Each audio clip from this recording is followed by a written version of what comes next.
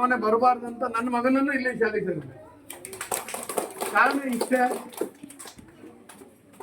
ದಾನದಲ್ಲಿ ದೊಡ್ಡ ದಾನ ಒಂದು ಅನ್ನದಾನ, ಒಂದು ವಿದ್ಯಾದಾನ, ಈ ಎರಡು ದಾನಗಳನ್ನ ಮಾಡಬೇಕನ್ನೋ ಏಕೈಕ ಉದ್ದೇಶದಿಂದ ನನ್ನೆಲ್ಲ ಸ್ನೇಹಿತರಿಗೂ ಇವತ್ತು ಒಟ್ಟುಗೂಡಿಸಿದ್ದೀನಿ. ಮುಂದಿನ ದಿನಗಳಲ್ಲಿ ನಾವೆಲ್ಲರೂ ಸೇರಿ ಶಾಲೆಯನ್ನ ಒಳ್ಳೆಯ ತುದಿ ಮಟ್ಟಕ್ಕೆ ತಗೊಂಡೋಗೋಣ.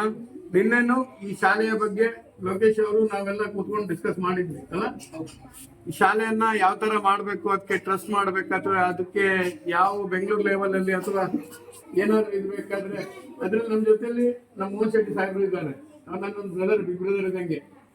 ಸೊ ನಾವೆಲ್ಲರೂ ಈ ಶಾಲೆಯನ್ನ ಅಭಿವೃದ್ಧಿ ಪಥದತ್ತ ತಗೊಂಡೋಗೋಣ.